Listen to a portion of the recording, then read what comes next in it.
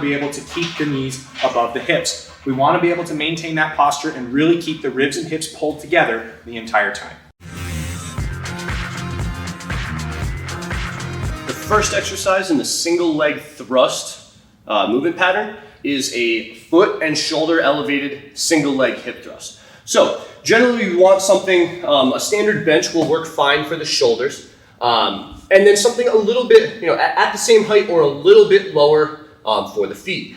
If you're so short that a bench really pulls you out of position to move through the range of motion, you can sort of prop yourself up with a pad at the bottom if need be, but you should be just fine without it. So Coach Bryce is going to get set with his shoulder blades on the bench, and what's important is that he has his full shoulder blade on the bench. If you look through, this entire portion and up is supported on the bench. He's not so far down that he's barely holding on or that he's pushing the bench that way, right? He's pushing down with his shoulder blades into the bench.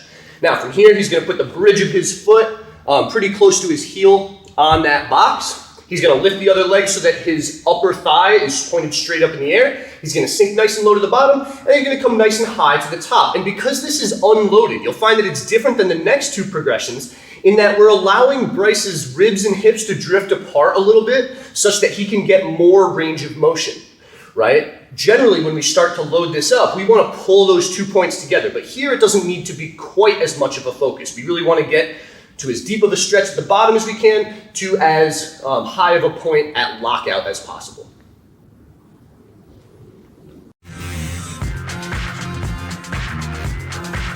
The second exercise in the day 2 single leg hip thrust progression is a dumbbell B stance pause hip thrust. I know that's a mouthful, but we're going to describe every concept here. So the stance is what we refer to as a B stance. This is a unique exercise variation that we like to utilize that is halfway between a true unilateral or single leg exercise like exercise 1 or a true bilateral or double leg exercise. Significantly harder than a true bilateral, significantly easier than a unilateral. What we're doing is using one leg as the working leg and the other leg serves as a support. Think of it like a kickstand on a bike. So in this example, Coach Turner's right leg is his working leg and his left leg is just through the heel as a little bit of support like a kickstand. A really good rule of thumb here is that we have to be narrow in a B stance. If we try to get really wide, we can't control the weight distribution on one leg or the other. So keep your legs in line with your hips. A really good rule of thumb as well is having the heels and toes line up. That way the kickstand leg isn't too close and really getting in the way, and it isn't too far and really activating the hamstrings. Now from here, Coach Turner is going to perform a hip thrust where the bottom of his shoulder blades are really grabbing the side of the bench, and we'll place the dumbbell on the side of the working leg.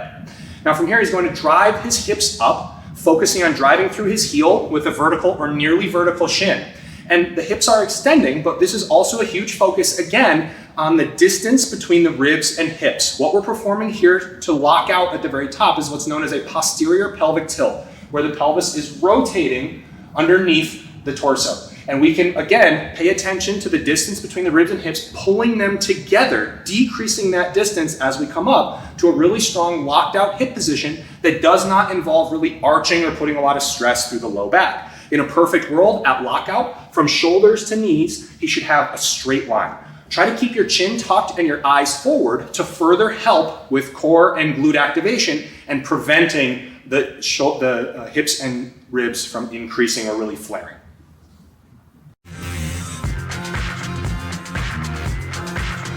So the third exercise for our single leg thrust progression is a dumbbell pause single leg hip thrust. Now, Coach Bryce will probably make this look very easy. This exercise is brutal, and honestly, you don't need to load this up too much past 20, 30 pounds if you're extremely strong. I think Coach Bryce could use 30 pounds, and get a nice working set out of this. And what's your max hip thrust for both legs? 905.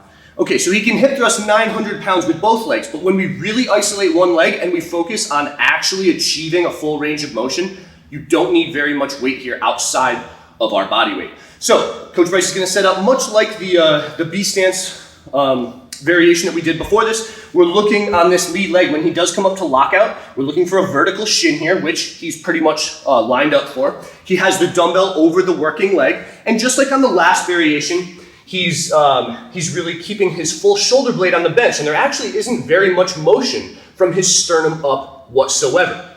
Now, another thing to note, I'm sure if we threw a 50-pound dumbbell on here, Coach Bryce would move it, but he wouldn't be able to come up and own lockout like he is here. His hip is at terminal hip extension. It can't extend anymore, right? And he's really getting his glutes to fire a ton in that locked out position.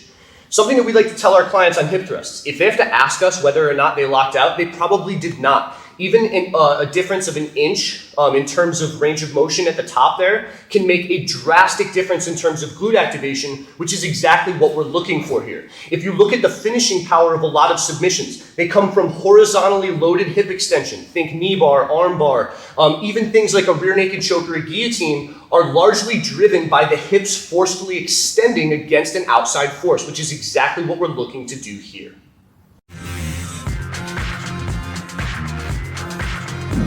First exercise in our day 2 hip adduction progression is the Copenhagen plank from the knee.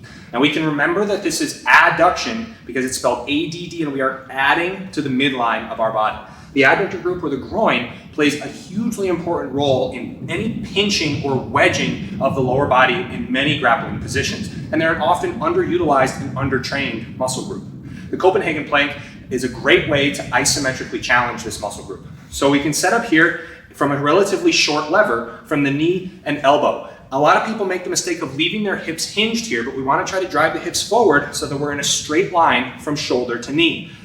Ideally, the shin is perpendicular to the femur and is parallel to the bench at a 90-degree angle.